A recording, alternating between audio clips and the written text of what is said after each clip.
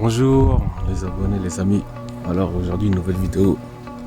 Alors aujourd'hui c'est pour changer mon casse-culbuteur qui fuit à mort, là, qui m'envoie de l'huile partout. Et sûrement la nombrale aussi qui doit être percée. Et voilà, la mission d'aujourd'hui c'est de changer ça. Alors je vais commencer à enlever cette partie là, enlever cette durite. Et après, il y aura deux vis à enlever là, une ici, et je pourrai bien travailler. Je pourrai bien enlever parce que ça bloque là, ici là. Si je dévisse, je pourrai pas l'enlever. Voilà, on se retrouve après la vidéo.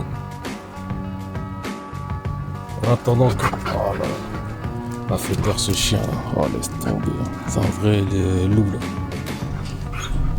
là. Alors en attendant que mon joint de carter j'attends qu'il devienne sec, je vais m'occuper de ça. Il y a les filtres à gazole à changer, les filtres à air, et après je devrais mettre de l'huile, changer la jauge. Comme j'ai changé le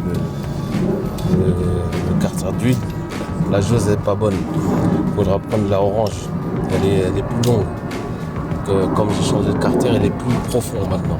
C'est pour ça qu'il faut que je le change. Elle est en commande, elle arrive demain. Voilà.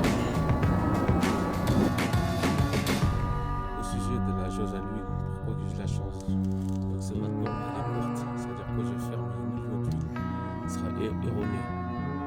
C'est pour ça qu'il faut prendre la orange maintenant. Elle est un peu plus longue. Comme le carter elle est plus profond, il y aura plus d'huile à mettre. C'est pour ça que je la change. Voilà pour l'info. Alors j'ai démonté l'espèce de durite qu'elle a, qui gênait pour enlever le casse-culbuteur. Alors pour démonter les vis, attention, il ne faut pas confondre avec la demi-culasse. Si vous démontez ça, vous êtes dans la merde. Bon après je sais pas. Les vis sont là, il y en a 6 ou 8 là. Et c'est du 8. Voilà, j'ai enlevé le casse-culbuteur. Après je sais pas encore pourquoi il est mis de la pâte à joint. C'est pour ça que c'est en train de fuir. Regardez.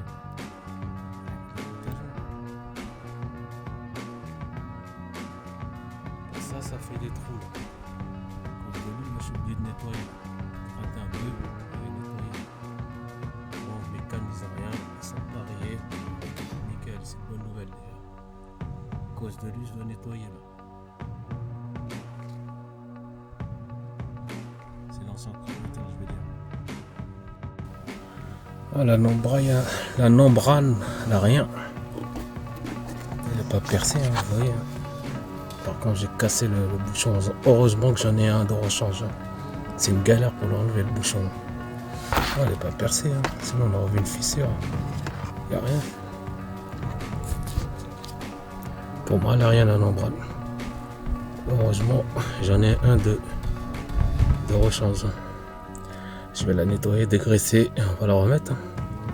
Et changer le joint. Voilà qui était. Il y avait de la pâte à joint, n'importe quoi. Après, il y en a qui mettent de la pâte à joint, mais moi, j'en mettrai pas. Il suffit que tu serres au couple et c'est bon. Voilà, le pan de joint est propre. Je l'ai nettoyé, dégraissé. J'ai mis un coup d'acétone, comme d'hab. J'avais mis d'abord mon super décapant quand la pâte à joint. Et j'ai dégraissé et c'est bon. On met le casse-culbuteur, on serre au couple. Alors c'est 10 Nm, pas plus.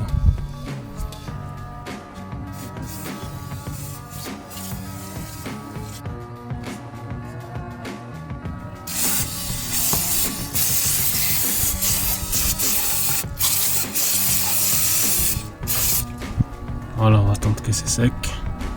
On va laisser un peu, même pas besoin, toute la saleté est partie là. Ouais, comme d'habitude, serrage au couple, il faut avoir une clé dynamométrique. Toujours des trucs comme ça. Il faut serrer avec la clé dynamométrique. Sinon, si tu serres trop fort ou pas trop fort, tu auras des fuites. Voilà, quand on serre au couple, on entend le criquet. Dès qu'on entend ça, on arrête. Je vais le refaire là aussi pour vous montrer. pour entendre le clic. Voilà, stop, pas plus loin. Et toujours en forme d'escargot, comme une culasse, pour pas tordre le cache culbuteur. Voilà. Dites-moi qu'est-ce que vous en pensez et laissez un commentaire, et laissez un like, abonnez-vous à la chaîne et à la prochaine vidéo.